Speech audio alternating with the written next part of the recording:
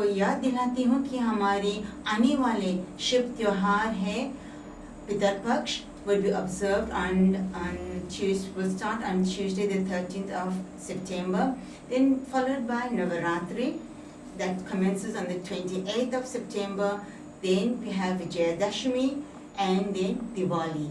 Right, all of this is the forthcoming festivals in our Hindu calendar. So this is through Hindwani, we're bringing you, creating this awareness to you for our forthcoming festivals. Now, Pyari Bhakjan, Swamiji Anubhavananda is a master of Vedanta. Swami Anubhavananda, as his name suggests, is the experience of happiness and bliss. He is comfortable with people of all ages, be it children, youths, and old-aged, middle-aged also, not forgetting them. Also, all people, irrespective of race, religion, or creed. The world is growing more and more complex by the day and is in a constant state of flux. Swamiji has come to fill our hearts with the nectar of divine love from the Bhagavad Gita. Swamiji's motto is, Mauj mein raho, live in happiness. That is his motto. Swamiji is an author and has recently released a book entitled Guided Meditations. Since 1988, Swamiji has enlightened and transformed many souls, many people through his discourses on Hindu scriptures.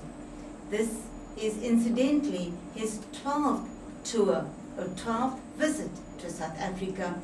He is presently conducting a series of discourses around South Africa. He's been to Gauteng, to Johannesburg, and he's going to be in Pietermaritzburg and Durban and Lenasia in these few days. Now, details of these discourses and happenings will be given to you towards the end of the program.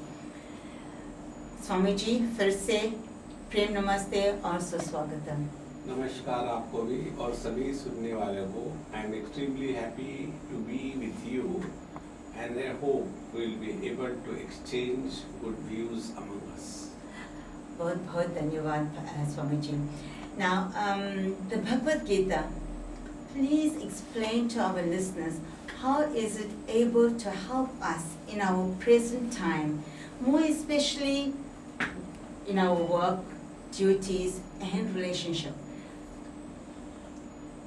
To know Bhagavad Gita, we must know Bhagavad Gita appears in Mahabharata, and a situation comes wherein the highest challenge of life the great warrior Arjuna has to face. And the highest challenge for all of us is never an enemy who is outside, but it is the enemy who is within us. And that enemy is the identity crisis. Arjuna was a great warrior. He had no problem fighting the wars. That was his profession. However, when it came that he has to now fight with his own teacher and the grandfather, he got perplexed, completely disoriented, confused, confounded, depressed, dejected. And therefore, he was unable to think properly. This is what is our today's problem. If we can think properly in the right context, at the right time, with firmness, the problems dissolve. Problems are nowhere outside. A disturbed mind is a mine of problems, and a cool mind is a solution for all the problems. This is what exactly the message of Gita is. And the problem that we have within is the problem of our own mind. It is something like, a barber keeps his razor always sharpened and perfect because he has to work with it. Absolutely. But when it comes to us, we all have to work through the mind.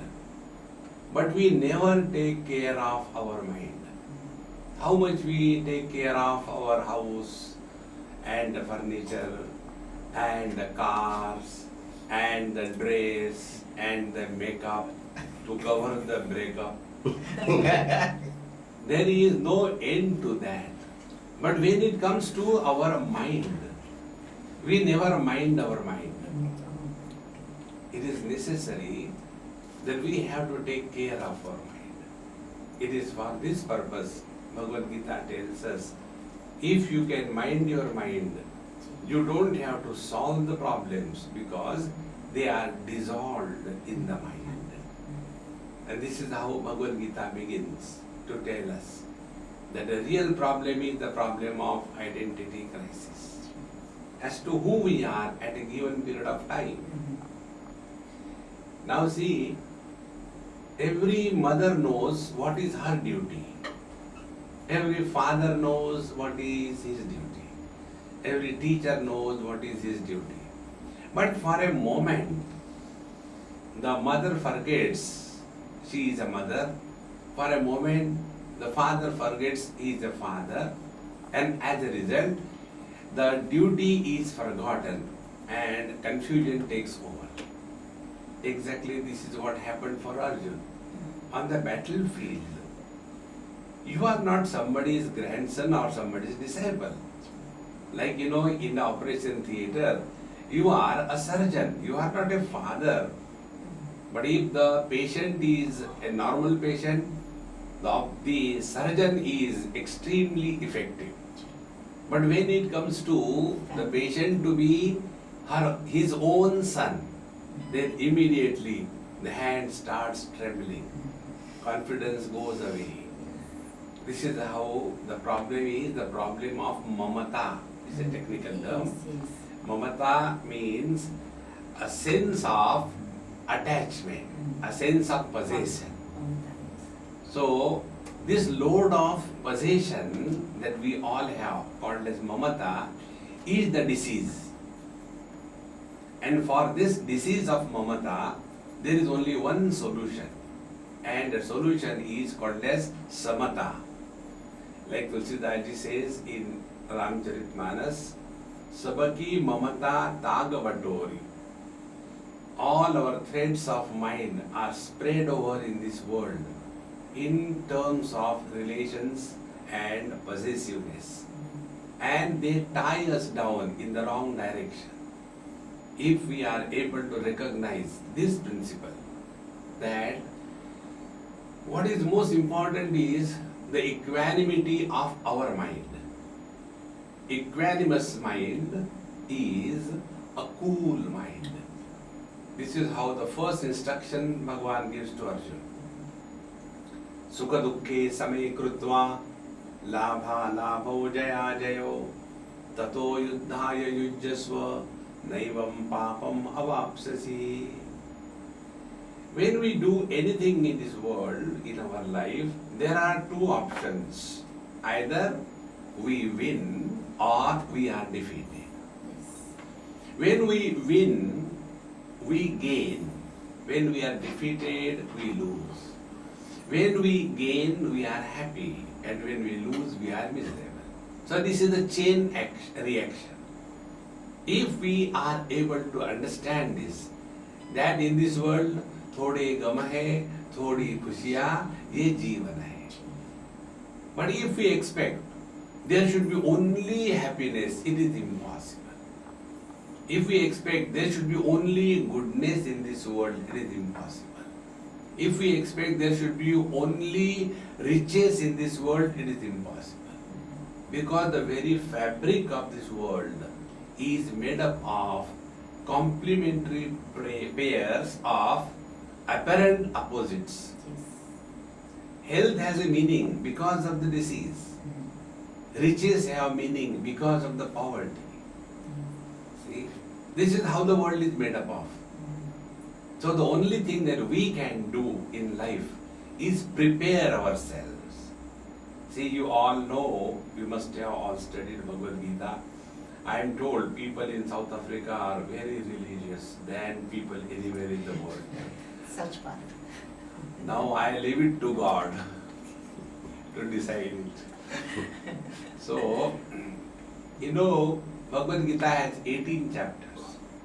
The first chapter tells the tragic mental status of Arjuna. And the remaining 7 chapters are instructions given by Bhagavan Sri Krishna to Arjuna how to handle the situation.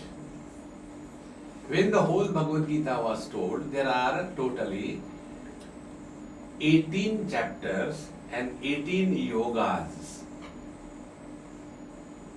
Now, Karma Yoga, Sankhya Yoga, Bhakti Yoga, Ashtanga Yoga, then Akshara Brahma Yoga, so many of them. But none of them Arjuna has practiced. Because he was on the battlefield. Where is the time for him to sit for meditation?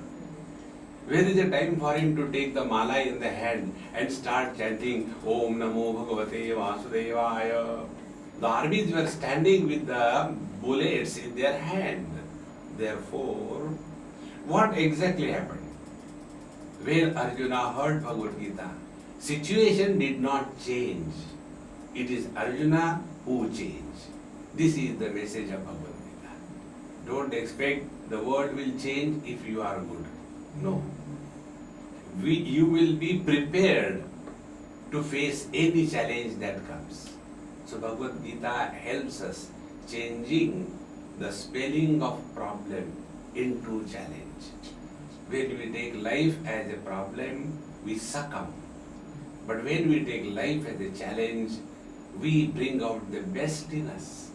And that is what Bhagavad Gita tells. Bhagavad Gita is not for those who are dropouts of life. Bhagavad Gita is not for those who are on the deathbed. Bhagavad Gita is not for those who are retired and good for nothing.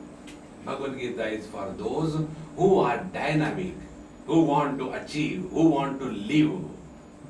In one place, I was talking to the students in a school.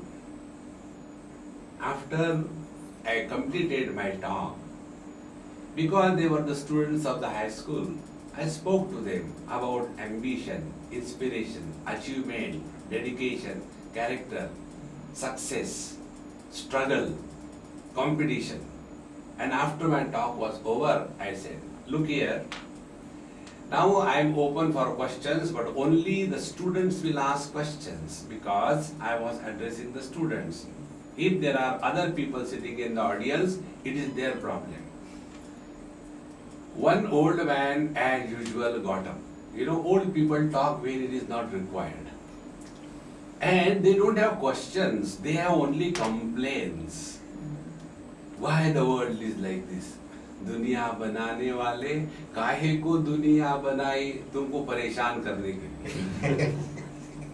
This is not the way. And yet the old man got up. And when he got up and he wanted to ask a question, I said, sir, I am extremely sorry. I am not going to answer your question because I am addressing the youth and you are too early for the next life. Therefore, I won't answer. He got very angry and left. I said, who cares? You go. Afterwards, when I went to the principal's room, I said, please call that old teacher. He was angry with me. I will extend apologies. He came. And when he came, I said, sir, first of all, I am extremely sorry. I did not answer your question because you are asking a wrong question in a wrong place. Therefore, I did not answer. He was already boiling. He said, how do you know what question I was asking? I said, sir, you are asking a question, what happens after death? Is it not? He was shocked. He said, how come you know this was my question? I said, yes, from your face you can see you are waiting to die. You are not ready to live. See, friends.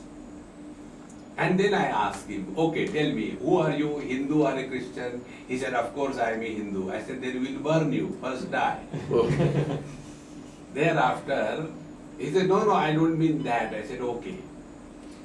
If you die, there will be 1 day school holiday. But don't die on Sunday. Otherwise, one holiday goes away. Die on a Monday or a working day. He said, no, what happens to the soul after death? See, friends, we are all concerned about death. Bhagavad Gita talks about living. Live dynamically, fully. Those who live happily, they die happily. The message of Bhagavad Gita is this. Prasade sarva dukkhanam hanirasyoupajayate prasanna chetaso yashu buddhi parjavatisthate. Unless we are cheerful, we cannot face the challenges of life. Unless we are cheerful, we cannot think properly. Unless we are cheerful, we cannot be a constructive force. Unless we are cheerful and happy, we cannot think about God. A miserable person thinks about misery as the goal and God as the means. God is not the means, He is the destination. Our life, our problems, that is the means. It is here Bhagavad Gita opens our eyes. Discover and develop prasada buddhi. Prasada buddhi means a positive attitude towards life. It is something like when we go to the temple, we get prasad. Now what is our attitude towards the prasad? Number one, we feel blessed. Number two, we don't reject. Number three, we don't compare with others. Number four, we don't want to improve upon. Suppose some sweet is given to you, like in Gurudwara they give halwa, shira. We don't say, along with this, do you have a little achar so I can enjoy? No, we don't say that. This attitude towards all the experiences of life is called as prasada buddhi. And with this prasada buddhi alone, you can live in the outer world and grow spiritually in your inner world. This is what Bhagavad Gita talks. Bhagavad Gita doesn't talk about dying. Anyway, dying we are going to die. There is no doubt about it. So why worry about it? We should have to work on that which is a possibility. See? So there is a possibility that we can live happily. See? And this is the only spiritual practice what I understood from Bhagavad Gita. Leave everything aside. Towards the end, in the 18th chapter, Bhagavan again concludes, Brahma bhuta prasannatma na shochati na kankshati samaha sarveshu bhuteshu madbhaktim labhate param. This is the nutshell message of Bhagavad Gita. First, Brahma bhutaha, the one who is nearer to the divine presence. Brahma bhutaha prasannatma. He is ever cheerful. So what are the symptoms of God realization? You don't get two horns like a Onida and a tail like a monkey. God realization means you live at a zero complaint level. Just remove this one principle from our life. No complaints about anything. You are happy. See, friends. Therefore, Brahma Bhutaha. And when we don't have complaint, then what are we? Prasannatma, ever cheerful. Wit and wisdom go together. A wise man can never be miserable. A wise man can never go in depression. A wise man has no complaint. He doesn't fight with God or the people. Because he is functioning in the outer world and yet he is at peace within. This ability is called as Prasannatma. Prasannatma doesn't mean indulgent. Prasannatma means he is happy in spite of the world. Normally a husband is happy if the wife is good. But if a husband can be happy in spite of the wife being a Jwalamukhi, then he is the real husband. See, friends. Therefore, it is necessary that Bhagavad Gita's message is remain ever cheerful and happy. Brahma Bhuta Prasannatma. Now the further elaboration. Na shochati na kangshati.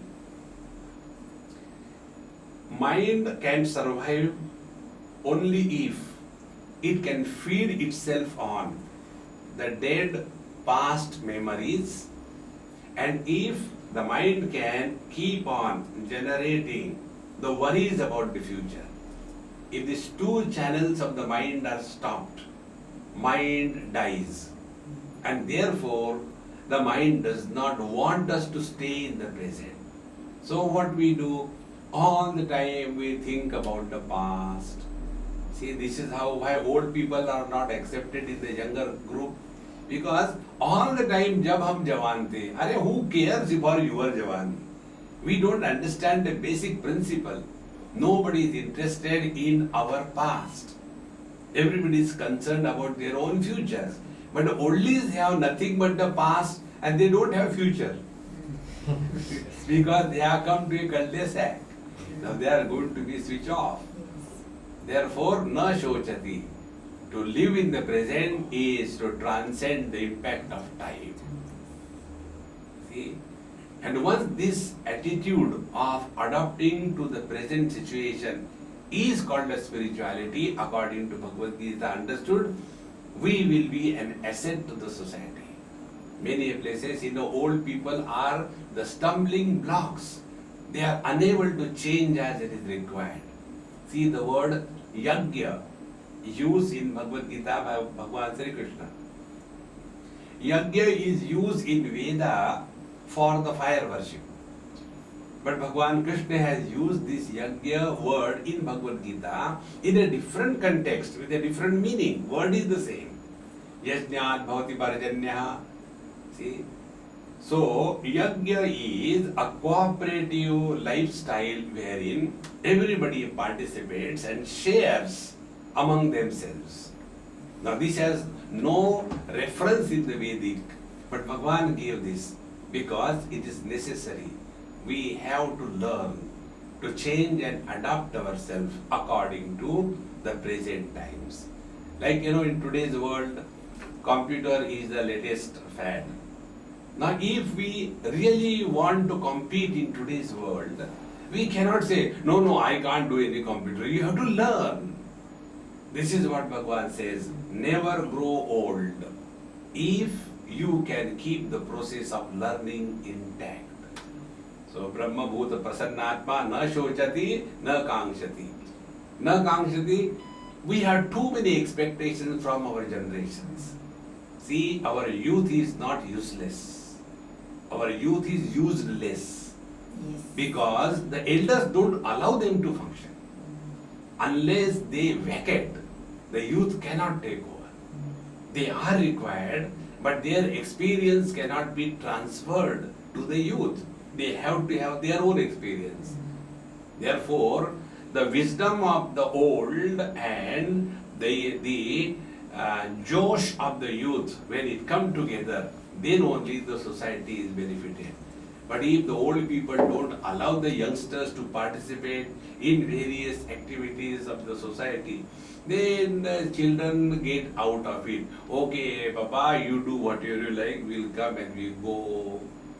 Friends, killing the motivation of the younger generation by the wrong, insistent obsession of the elder people is the highest crime humanity can ever face. See, Bhagavan Krishna very clearly tells, write off your rights. See, na kangshati, we have no right on anybody in this world. The day we understand this principle, we will become self-sufficient. But if I keep on expecting, I have expectation from my wife, my children, my husband, my in-laws, my outlaws, and my government and all that, then we will be only dependent on the whole world. Write off your rights right away before they perform your rights right now. This is the simple principle. Na kangshati. Then, when this is done, the net result is our mind remains at peace. Swamiji, very enlightened. thank you for all the wisdom and about the Bhagavad Gita. I have so many questions. I don't think we're going to be doing it in this short time. And we have to go into a short ad break, all right? You're welcome.